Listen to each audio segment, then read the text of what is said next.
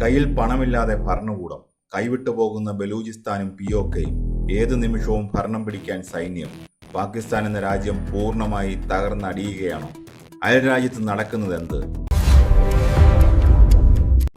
അയൽരാജ്യമായ പാകിസ്ഥാനിൽ നിന്ന് ഇപ്പോൾ പുറത്തുവരുന്ന വാർത്തകൾ കേട്ടാൽ ഏതൊരാളും ഒന്ന് ഞെട്ടും. അത്രമേൽ വമ്പൻ തകർച്ചയുടെ മുനമ്പിലാണ് ആ രാജ്യം നിൽക്കുന്നത്. ഒരു വശത്ത് കയ്യിൽ കാശില്ലാതെ നെട്ടോട്ടമോടുന്ന ഭരണകൂടം, പണപ്പെരുപ്പം ആകാശത്തോളം ഉയർന്നു നിൽക്കുന്നു. മറുവശത്ത് ബലൂചിസ്ഥാൻ സ്വാതന്ത്ര്യം പ്രഖ്യാപിക്കുന്ന അവസ്ഥയിലേക്ക് കാര്യങ്ങൾ എത്തിയിരിക്കുന്നു. പാക് അധീന കാശ്മീരിൽ ജനങ്ങൾ തെരുവിലിറങ്ങി സൈന്യത്തിനെതിരെ തുറന്ന യുദ്ധം പ്രഖ്യാപിച്ചു കഴിഞ്ഞു. ഇതിനെല്ലാം പുറമെ പെട്രോൾ വില വർധനവിനെതിരെ ജമാഅത്തെ ഇസ്ലാമി സംഘടിപ്പിക്കുന്ന രാജ്യവ്യാപക പ്രക്ഷോഭം വേറെയും. ഇതിനിടയിൽ ജനാധിപത്യ ഭരണകൂടത്തെ വെറും ഒരു നിഴലാക്കി മാറ്റി രാജ്യത്തിൻ്റെ പൂർണ്ണ നിയന്ത്രണം സൈന്യം കൈക്കലാക്കുകയാണ്. ശരിക്കും എന്താണ് പാകിസ്ഥാനിൽ സംഭവിക്കുന്നത്? ഒരു രാജ്യം എന്ന നിലയിൽ പാകിസ്ഥാൻ പൂർണ്ണമായും പൊട്ടിച്ചെതറാൻ പോകുകയാണോ? ആദ്യം തന്നെ പാകിസ്ഥാന്റെ നട്ടല്ലൊടിച്ച സാമ്പത്തിക പ്രതിസന്ധിയിലേക്ക് വരാം. പാകിസ്ഥാന്റെ വിദേശ നാണയ ശേഖരം ഏതാണ്ട് പൂർണ്ണമായി വറ്റിക്കഴിഞ്ഞു. നിത്യജീവിതത്തിനുള്ള സാധനങ്ങൾ വാങ്ങാൻ പോലും ജനങ്ങളുടെ കയ്യിൽ പണമില്ല. ആട്ടയ്ക്കും അരിക്കും പാൽ ഉൽപ്പന്നങ്ങൾക്കും തീ വിലയാണ്.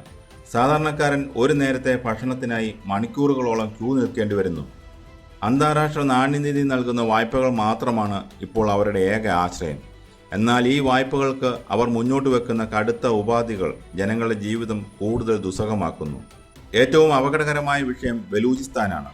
പാകിസ്ഥാനിലെ ഏറ്റവും വലിയ പ്രവിശ്യയായ ബലൂചിസ്ഥാൻ ഇപ്പോൾ പാക് ഭരണകൂടത്തിൻ്റെ കൈകളിൽ നിന്ന് പൂർണ്ണമായി വിട്ടുപോയിരിക്കുന്നു.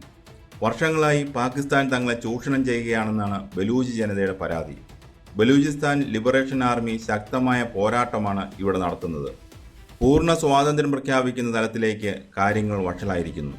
ചൈനയുടെ വലിയ നിക്ഷേപങ്ങളുള്ള പദ്ധതി പ്രദേശങ്ങളിൽ ബലൂച്ച് പോരാളികൾ നടത്തുന്ന ആക്രമണങ്ങൾ പാകിസ്ഥാനെയും ചൈനയും ഒരുപോലെ ഭയപ്പെടുത്തുന്നുണ്ട്. മറ്റൊരു വലിയ ആഘാതം പാക് അധീന കാശ്മീരിൽ നിന്നാണ്. അവിടെയും സ്ഥിതിഗതികൾ ഒട്ടും ശാന്തമല്ല. ഗോതമ്പ് സബ്സിഡി വെട്ടിക്കുറച്ചതിനെതിരെയും ഭീമമായ വൈദ്യുതി ബില്ലിനെതിരെയും ജനം തെരുവിലിറങ്ങി. പാക് സൈന്യത്തിനും പോലീസിനും നേരെ ജനങ്ങൾ പരസ്യമായി ഏറ്റുമുട്ടുകയാണ്. ഞങ്ങൾക്ക് പാകിസ്ഥാന്റെ ഭാഗമായി തുടരേണ്ട എന്ന മുദ്രാവാക്യങ്ങൾ POK തെരുവുകളിൽ ഉയർന്നു കേൾക്കുന്നു. പാകിസ്ഥാനിന്റെ ചരിത്രത്തിൽ ഇന്നുവരെ കാണാത്ത തരം ജനകീയ പ്രക്ഷോഭമാണിത്. പെട്രോൾ ഡീസൽ വില ദിവസേന കുതിച്ചുയരുകയാണ്. ഇതിനെതിരെ തീവ്ര രാഷ്ട്രീയ മതസംഘടനയായ ജമാഅത്തെ ഇസ്ലാമി രാജ്യവ്യാപകമായി കടുത്ത പ്രക്ഷോഭം ആരംഭിച്ചിരിക്കുന്നു. ഇസ്ലാമാബാദിലേക്കുള്ള പ്രധാന റോഡുകൾ ഉപരോധിച്ചും ഹർത്താലുകൾ പ്രഖ്യാപിച്ചും അവർ ജനങ്ങളെ തെരുവിലിറക്കുകയാണ്. സാമ്പത്തിക ഭാരം താങ്ങാനാവാത്ത സാധാരണക്കാരൻ ഈ പ്രക്ഷോഭങ്ങളെ പിന്തുണയ്ക്കുകയും ചെയ്യുന്നു. ഇത്തരം വലിയ ആഭ്യന്തര കുഴപ്പങ്ങൾ നടക്കുമ്പോൾ പാകിസ്ഥാൻ രാഷ്ട്രീയത്തിൽ എന്താണ് സംഭവിക്കുന്നത്? അവിടെ ജനാധിപത്യം പേരിന് മാത്രമേ മാറിയിരിക്കുന്നു. മുൻ പ്രധാനമന്ത്രി ഇമ്രാൻഖാനെ ജയിലിലടച്ചതും തെരഞ്ഞെടുപ്പുകളിൽ വൻ തിരിമറികൾ നടന്നതും നാം കണ്ടതാണ്. ഷെഹ്ബാസ് ഷെരീഫ് സർക്കാർ വെറും ഒരു നിഴൽ മാത്രമാണ്. അണിയറയിൽ കാര്യങ്ങൾ തീരുമാനിക്കുന്നത് പാക് സൈനിക മേധാവി അസിം മുനീറും സൈന്യവുമാണ്. രാജ്യം പൂർണ്ണമായും ഒരു സൈനിക ഭരണത്തിലേക്ക് നീങ്ങുന്നതിൻ്റെ വ്യക്തമായ സൂചനകളാണ് ഇത് നൽകുന്നത്.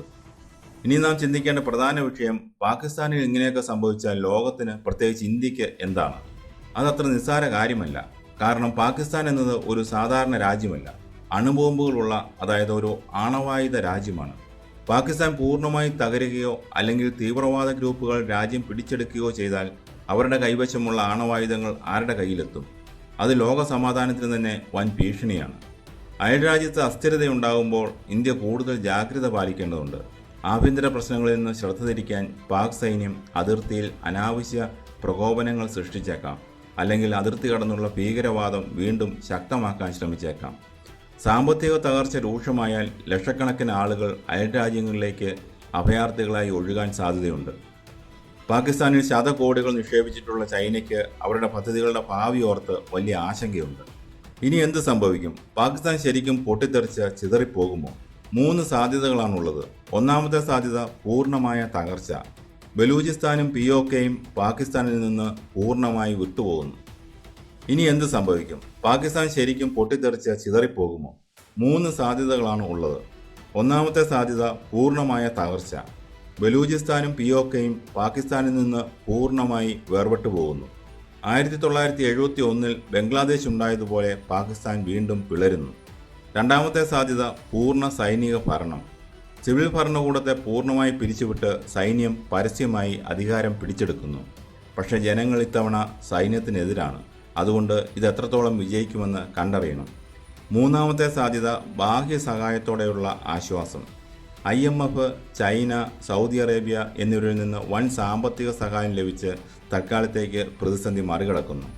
എന്നാൽ അടിസ്ഥാനപരമായ മാറ്റങ്ങൾ വരുത്താതെ വെറും വായ്പകൾ കൊണ്ട് മാത്രം പാകിസ്ഥാന് ഇനി അധികകാലം മുന്നോട്ട് പോകാനാവില്ല എന്നതാണ് യാഥാർത്ഥ്യം. ചുരുക്കത്തിൽ പറഞ്ഞാൽ സ്വന്തം തെറ്റായ നയങ്ങൾ, ഭീകരവാദത്തെ പ്രോത്സാഹിപ്പിക്കൽ, അഴിമതി എന്നിങ്ങനെ പാകിസ്ഥാൻ തങ്ങൾ തന്നെ കുഴിച്ച കുഴിയിൽ വീണിരിക്കുകയാണ്. നീറിപ്പുകയുന്ന പാകിസ്ഥാൻ ഒരു വലിയ പൊട്ടിത്തെറിയിലേക്ക് നീങ്ങുകയാണോ എന്ന് വരും ദിവസങ്ങളിൽ വ്യക്തമാകും.